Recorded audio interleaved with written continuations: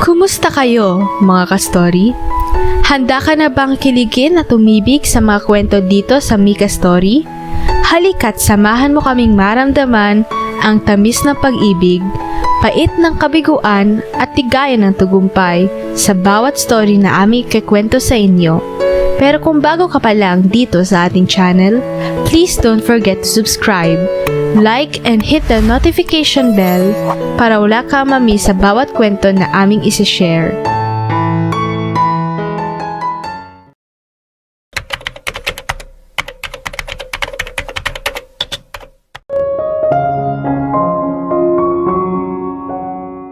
Isang mayamang lalaki na nawala ng ganang mabuhay pa at magmahal dahil sa pagkamatay ng kanyang asawa at anak na babae.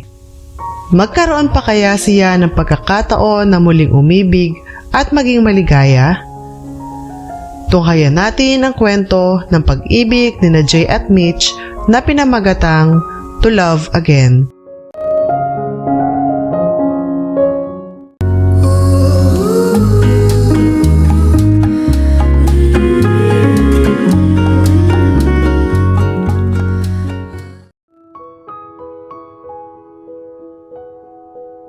Chapter 1. Let's go, Mitch, bulong ng ama niya. Tayo na lang ang tao rito. Sa nanlalabong paningin dahil sa mga luha, ay sinulyapan niya ang libingan ng lolo niya, Mario San Valentin. Born August 12, 1926, died December 5, 1997. Kung physical closeness ang pag-uusapan, ay hindi ganoon ang relasyon nila ng lolo niya. Sa Maynila kasi siya ipinanganak, lumaki at nagkaisip. Hindi na niya namulatan ang lolo niya. Ang lolo niya ay inuubos ang buong panahon sa paninilbihan sa tao. He had been in politics as far as she could remember, just as her great-grandfather had been. But Mario San Valentin loved her in his own way. And Mitch loved him too. Kung posible rin lang, lahat ng bakasyon ay sa Sandal Valley nilang niya igugugulin. At kapag naroon siya, ay hindi maaaring hindi siya kasama nito sa lahat ng lakad nito. Binabawi ang mga panahong hindi nila ipinagkikita. Gusto ko maging doktor ka, Reese, reconstructive surgeon, para kapag nangulubot na ako, gagawin mo ulit akong bata. It was a joke and they both laughed at that.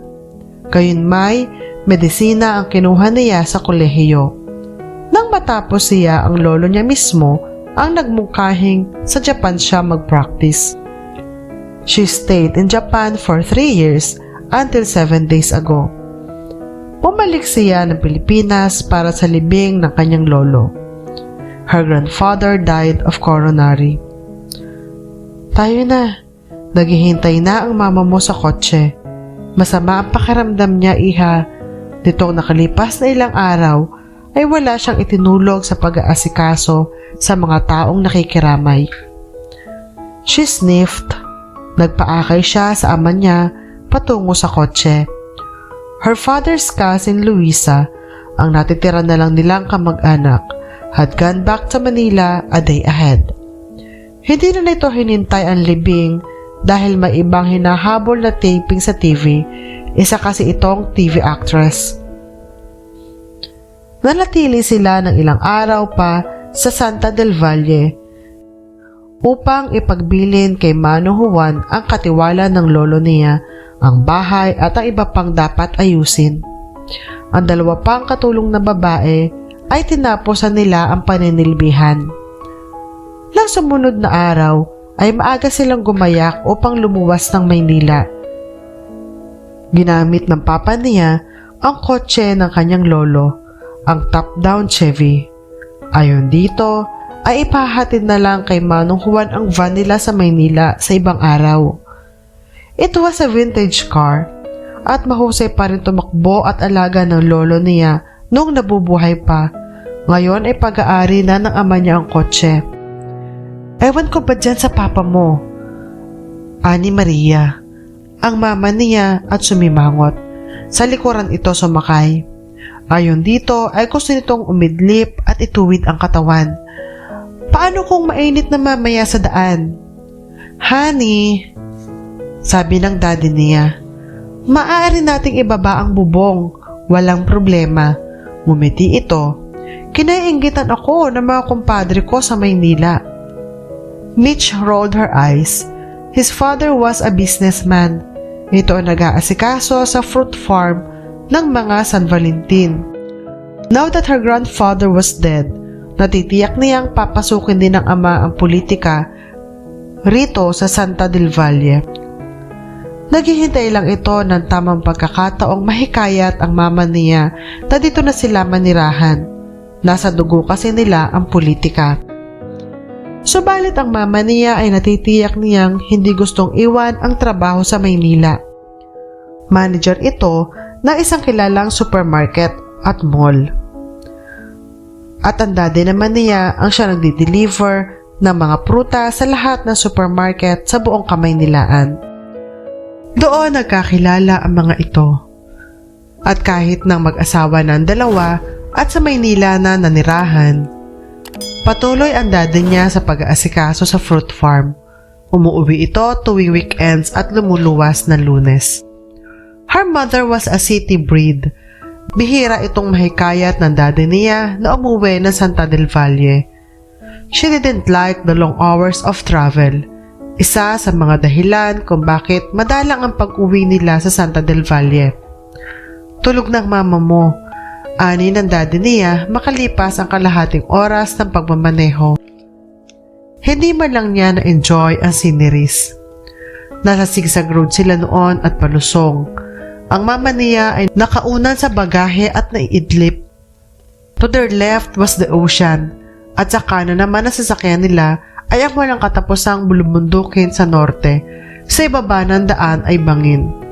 Nakatali ang buhok niya pero tila gustong kumawala nito sa lakas ng hangin. The car feels like as if we were in the 60s, Papa. And your Olivia Newton-John, ani ng daddy niya, sabay ngiti. She laughed. Tiningala niya ang pinanggagalingan nilang itaas. Kasunod pa rin nila ang truck na iyon ng troso na maingat na lumulusong. Halos nasa huling sigsag na sila nang mapasinghap ang kanyang ama. Nilingon niya ang nililingon nito at nanlaki ang mga mata niya sa sindak. Kumalas ang mga troso mula sa trailer ng truck. Isa-isa iyong gumugulong paibaba sa bangin patungo sa kanila. And there was no way they could escape death. What? Napaangat mula sa kinauupuan niya si Jay. Inilipat sa kabilang tenga ang telepono. Kailan? Mailang segundo niyang pinakinggan ang sinasabi ng kabilang linya. Pagkatapos ay napaungol siya. Ibinagsak ang ulo sa headrest ng executive chair. Okay. I'll be there. Ibinalik niya ang telepono sa lagayan nito. His face was grim. Dapat ay lilipad siya ngayon patungong Mindanao upang subaybayan ang mga kilos ni Flavio, ang taong pumalis sa pamilya niya sa balat ng lupa. It was Kiel on the phone. Ibinalitang na aksidente ang trailer truck ng San Sebastian Logging. Napatid ang kadenang nakatali sa mga troso sa palusong na daan sa Santa del Valle. He closed his eyes tightly. The zigzag road was dangerous. Pitukan ng manok kung tawagin ito ng mga taga-roon.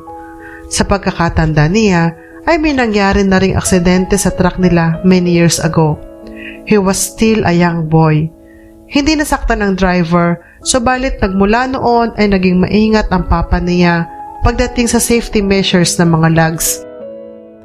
At may mga nadamay sa pagkakataong ito. 2 ang casualties, dead on the spot. Ayon kay Kiel, ang driver nila ay nasa pagamutan, 50-50 ang chance, at isang nasa ospital sa Lawag with minor injuries. Ang anak ng mga casualties, and he had to be there para ayusin ang lahat. Luke was tied up to his neck, parehong sa paghahanda upang madala sa batas si Flavio. at pag-aasikaso sa negosyo ng mga San Sebastian, at ang laging business ay ipinaubayan na nilang magpinsan sa manager. Kung siya ang naroroon ay tiyak na masusuri niya sa panapanahon kung matibay pa ang mga kadena. Kung gumagana ng maayos ang mga truck at trailers. Kahit paano ay gusto niya sisihin ang sarili. Nauubos ang panahon nila ni Kiel sa pagtugis kay Flavio. But Flavio had to pay, he thought, gritting his teeth. Hindi sila titigil hanggat hindi na pagbabayaran ni Flavio ang ginawa nito sa pamilya San Sebastian. Jay San Sebastian, pagpapakilala ni Jay sa doktor na inabutan niya sa silid ng pasyente, 2 araw matapos ang pag-uusap na iyon nila ni Kiel. Iniabot niya ang kamay na tinanggap naman ng doktor. Pag-aari ng mga San Sebastian ang trailer truck na nakadisgrasya sa road bend sa Santa del Valle. Kumusta na ang mga pasyente, doktor? Hindi pa nagkakamali ang driver ng trailer, Mr. San Sebastian. Umiling ito. We are giving him 24 hours. Kung malalampasan niya iyon, then he will leave. And the other survivor? She's fine, sagot nito, umaliwalas ang mukha. Sinuri ang chart na nasa harap. Slight concussion, minor cuts, and some bruises that would heal in no time at all. But she was hysterical when she woke yesterday and learned of her parents' death. You didn't have to tell her that at this point in time. Jay was aghast at the lack of consideration and sympathy. Ayon kay Kiel, ang mga magulang ng pasyenteng nasawi sa aksidente ay anak at manugang ni Quentin, ang mayor sa Santa del Valle, which they hadn't even had the time to pay respect. 3 mahal sa buhay ang nawala sa survivor sa pagitan lamang ng ilang araw. We didn't tell her, Mr. San Sebastian. She knew. Confirmation na lang ang dahilan kung bakit hindi niya itinanong. But she couldn't remember what happened before she was thrown out of the car. She knew she jumped out of the car and nothing. Kumunot ang noo niya. Anong ibig sabihin nito, doktor? Traumatic amnesia. The patient's a graduate of a medical degree. Alam niya ang nangyayari sa kanya, subalit hindi niya kayang kontrahen. Subconscious mind is blocking memories, tragic memories. Hindi kumibo si Jay. He was familiar with it. Sa ibang paraan nga lang. Hindi ang subconscious mind niya ang gumagawa niyon, kundi ang kamalayan niyang isip mismo. He slipped into abyss where he could see nothing, feel nothing. Tumayo siya. Gusto ko siyang makita, doktor. Sinamahan siya ng doktor sa pasilyo kung saan naroroon ang pasyente. Binuksan nito ang pinto para sa kanya. I'll be around, San Sebastian. May pasyente pang naghihintay sa akin. Nagpasalamat siya at tumuloy sa loob ng silid. Marahan niyang isinara ang pinto. Sa pagkamangha niya ay wala sa kama ang pasyente. The bottle of IV fluids that was hanging on a metal stand next to the bed was still full. Then he remembered the doctor said she was a graduate of a medical degree. A doctor? Pagkuway narinig niya ang pag-agos ng tubig sa banyo. Napabuntong hininga siya at naghintay. Wala pang 3 segundo ay bumukas ang pinto ng banyo. Ang pasyente ay biglang nahinto sa paghakbang pabalik sa kama nito nang malingunan siya. Surprised at seeing a tall and big man inside their hospital room. Bumaba taas ang mata nito sa kanya. A small frown appeared on her bruised forehead. As you probably noticed, he wasn't a hospital personnel in his faded blue jeans and denim-colored shirt. Hindi ka, doktor. Anong ginagawa mo rito? She almost snapped at him. Jay was equally surprised. He didn't know what he expected the patient to look like, but definitely not a beautiful young woman in her mid-20s. Nakasuot ito ng puting hospital robe. May bandage na nakatapal sa noo nito sa may hairline. And the bruises in her face didn't mar her beauty. She looked much taller than her, probably 5 feet, 4 inches, because she was slender and the way she stood, her back ramrod straight, like that of a marmina schoolroom filled with little naughty pupils. At nakatingin ito sa kanya na parang tilasa siya sa mga pupils na ayon na nahuling gumagawa ng kalokohan. Nakatali ang buhok nito sa likod, pero may kumawalang ilang hibla sa magkabilang bahagi ng ulo nito, curling around her cheeks. Iniisip niya kung ano ang itsura ng buhok nito kung nakalugay. Jay could imagine that hair would become a mass of wild curls. She must have hated that hair all her life. Nang bigla niyang mapagtanto ang ginagawa, ano ang nangyayari sa kanya, at iniisa-isa niyang suriin ang pisikal na kaanyuan nito. He couldn't remember doing that for many years, since Madeline and LJ died. There were women in the past equally beautiful as this one. Ang iba'y higit pa na magaganda, pero wala siyang pinagkukulan kahit na bahagyang pansin. He shook his head silently. No, ang dahilan kaya niya sinusuri ito ay dahil biktima ito na aksidente mula sa trailer truck nila. He cleared his throat. You are supposed to be in bed, miss. Her chin went up a fraction. Who are you? My name is Jay San Sebastian. Hindi niya pinagkaabalang iabot ang kamay dahil natitiyak niyang hindi nito tatanggapin. Para itong pusang mailap na tatalon anumang sandali sa pagkakatayo nito sa gitna ng silid. We owned the trailer truck that killed my parents, she supplied in an icy voice. Hatred shone in her eyes. Jay would have preferred screams and hysterics. He couldn't deal controlled anger. This wasn't the hysterical patient the doctor was telling him about upon learning of her parents' death. Paghuway, sumanib sa galit ang matinding lungkot sa mga mata nito, kasabay ng pamumuo ng mga luha roon. And Jay didn't know how to deal that either. Miss, you should have secured safety measures. Dapat sinuri niyo ang mga kadena. Kung hindi pa kinakalawang at malapit ng mapatid. Her voice shook. And Jay wished he could do something to comfort her. Pero tila siya itinulos sa kinatatayuan niya. I know saying I'm sorry not enough. But if there's any help you want me to, get out, she said coldly. Ni hindi ito nagtaas ng tinig. But the anger and pain was visible in her voice. Kinuha ng aksidenteng iyon ang lahat ng mga mahal ko sa buhay, and your help won't bring my parents back. Mula sa bulsa ay kinuha niya ang calling card. Lumakad patungo sa mesang katabi ng kama. Inilapag iyon doon. At nang akmang magsasalita ang babae ay inunahan niya. I know you don't need my help, he said gently. At gusto kong malaman mong ikinalulungkot ko ang nangyari sa mga magulang mo. Alam ko kung ano ang nararamdaman ng mawala ng mga mahal sa buhay. He turned his back. Binuksan ang pinto at lumabas. Then he closed the door back gently. Nang humakbang siya ay nasa harap niya ang isang magandang babae. A woman in her late 30s but looked much younger. Hi, he smiled seductively. I'm Luisa. Kamag-anak ako ng pasyente. Do I know you? I don't think so. Formal niyang sagot at nagpatuloy sa paglakad. 2.5 years later. Damn!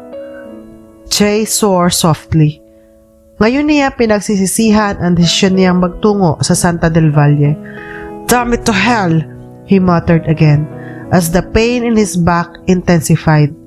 9 na oras siyang tuloy-tuloy sa pagmamaneho mula Maynila at nararamdaman na niya ang kapaguran. He wanted to hate his boss and his cousin Kel. Kung hindi dahil sa dalawang iyon, wala siya sa lugar na ito. You need a vacation, San Sebastian, wika ni Miller, a stocky man in his early 50s. He was half Filipino, half American, at head ng Central Intelligence Service. Kailangan pagalingin mo muna ang iyong injury sa likod. Hindi ko kailangan ng bakasyon, Miller, sagot niya sa determinadong tinig. I take that assignment in Batangas. No way! Miller was equally determined. You're one of my best men, Jay. if not the best. I don't want anything to happen to you. You're not physically fit for your next assignment. Napag-usapan namin ni Kel. Bigla ay padarag ang ginawang pagtayo ni Jay. Nasilya ay tumumba sa likod niya. Kel! He barked. At lihim na napangiwi ng pagbayaran ng likod niya ang marahas na pagkilos na iyon. The pain literally stopped his breathing for a few seconds. But he'd be damned if he'd show it to this old bastard. What has my cousin got to do with this conversation, Miller? Hindi na bahala, isinandal ni Miller ang sarili sa high back chair nito. Pagkatapos ay napabuntong hininga. Munti ka nang mamatay sa huling assignment mo, Jay. Alam mo yan. You were supposed to stay at the hospital for 4 weeks. Pero 2 linggo pa lang ay nagpilit ka ng lumabas. And your back hasn't even healed yet. Hindi mo sinagot ang tanong ko. Ano ang kinalaman ni Kel sa usapang ito? Isang iling ang ginawa ni Miller. Nag-aalala siya sa iyo. And I agree with him. You are challenging death, Jay. You are working like a madman. Bawat trabaho ay isang vendetta para sa iyo. I haven't failed the agency yet, Miller, he said grimly. And what I do to myself is purely my own business. Ayusin mo ang pagpunta ko sa Batangas. Huminto ng malalim na paghinga si Miller. Yumuko at binuksan ang top drawer sa mesa nito. Isang sobre ang nilabas at itinulak sa harap niya. You have 2 choices, Jay. Tanggapin mo ang bakasyong iniaalok ko sa iyo at pagalingin mo ang likod mo. Otherwise, he cut him off. Bumaba ang mga mata nito sa sobrang nasa harap ni Jay. Forced retirement ang laman ng papel na iyan, physical disability. Ang tinig ni Miller ay walang pasubali. And Jay knew him too much to know that his boss really meant business. You can't contest. We have your doctor's testimonies. Shit! Malakas na napamura si Jay. I pretend you didn't say that, Miller said calmly. Sa anyo nito ay natitiyak ni Jay na tinatapos na ng matandang lalaki ang usapan.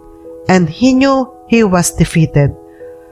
At tulad ni Miller, ay hindi pinatulan ni Kel ang galit niya na harapin niya ang pinsan sa opisina nila sa San Sebastian Building sa Pasong Tamo, kinabukasan ng umaga. Ang nakita niya sa mukha nito ay simpatya at pangunawa. I don't want anything to happen to you, Jay. His voice filled with concern. Pareho nating alam kung bakit tila nakikipaglaro ka kay kamatayan. 2 mapanganib na assignment in the span of 5 months. The last one almost killed you. Sa ginagawa mo, you are making me feel guilty for finding love with Alea after the tragedy that happened to our family. I am honestly happy that you found second chance at love, Jay said. And you know I adore Alea. Pero magkaiba tayo ng buhay, kaya wala kang karapatang pakialaman ang gusto kong gawin sa sarili ko. Hindi lang ikaw ang nawalan, ani Kel, na tumaas ang tinig. At sa nakikita ko, gusto mo sumama sa kanila sa hukay. But why make it slow, Jay? Bakit hindi mo itutok sa sentido mo ang baril mo nang matapos na ang lahat ng ito? Napatitig si Jay sa pinsan. And for a fleeting moment, he saw fear past his eyes. Kinatakutan ni Kel ang sariling hamon na baka nga gawin niya. He wanted to laugh, pagtawanan ito. Ang sarili niya ang pagkakataon. If it were only possible to do just that. If only he had the guts, the strength to kill himself, he would have done it a long time ago. Nang mawala sina Madeline at LJ, ay wala nang pinatunguhan ang buhay niya. He even wished death would come to him in his last 2 assignments. He almost got his death wish 2 months ago. Naging matagumpay ang pagkakahuli nila sa mga drug smuggler dahil sa isang tip-off. Subalit, hindi nila iniisip na may mga bombang nakakalat sa bodega ng mga ito. Isa sa mga nakaposa sa Chinese National ay nakita niyang pinagpapawisan ng husto at nagmamadali ito makalabas sa bodegang iyon. Agad na siya naghinalang may masamang mangyayari. He commanded her men to hurry. Subalit hindi pa siya nakakalabas ng bodega ay sumabog na ang bahaging pinanggalingan nila. Each and everyone is scattered for safety. Isa sa mga tauhan niya ay nahagip ng pagsabog. Binalikan niya ito, umaasang hindi matindi ang inabot nitong tama mula sa mga shrapnels. Buhay pa ang tauhan niya at habang hinihila niya ito patungo sa ligtas na lugar ay muling sumabog ang bodega. A debris fell on his back. Hindi lang marahil iyon ang aabutin nila kung hindi sila nakita ng dalawa pa sa mga tauhan niya. Binalikan sila at hinila ng mga ito. Bagaman nanganib ay nakaligtas ang tauhan niya. Ang likod niya ay napinsala. Ipinagpasalamat ng lahat na walang nerves na napinsala sa likod niya. Bakit hindi ka magbakasyon ng matagal? Mang-ibang bansa o di kaya magtungo sa ibang lugar? Untak ni Kel sa pananahimik niya. I know it's easier said than done and I'm lucky to have found Alea. But time heals all wounds, Jay. Matabang siyang kumiti. Yes, it was easier said than done. For years and 11 months to be exact, since the murder of his family, of Kel's family, and they had brought Flavio to justice. At sa kabila ng kalamang sa kulungan na ito mamamatay ay hindi niyon kayang pawiin ang pinsalang nilikha ni Flavio sa mga San Sebastian. Siguro'y tama ka, aniya makaraan ng ilang sandali, kasabay ng paghinga ng malalim. Kung paanong pumasok bigla sa isip niya ang isang tao ay hindi niya matiyak. It's time to give Manang Filipa a visit. I owe her that. Nahuli natin siyang makita ay sa libing ng pamilya. Yes, hindi maitago ni Kel ang kasiyahan sa tinig. Napaangat ang likod nito mula sa executive chair. Nawalan din siya, Jay, patuloy nito. Nalimutan nating hindi lang tayo ang nawala ng mga mahal sa buhay. When Madeline and LJ died, it almost killed her too.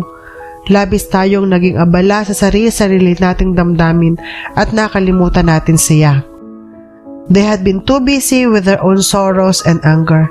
Naging abala sila sa pagpaplano ng paghihiganti kay Flavio. Gasino na lang nilang napuna ang pag-alis ito patungo sa Santa del Valle, Maddie's hometown. At ngayon ay patungo nga siya roon. At mula sa Capistrano patungo sa Santa del Valle, humigit kumulang 3 oras lang. Subalit, hindi siya sa Capistrano nang galing kundi sa Maynila. Matapos ang pag-uusap nila ni Kel kaninang umaga, ay dumaan lang siya sa kondo at kumuha ng ilang gamit. He hated being in constant pain. From Manila to Capistrano was more or less 10 hours.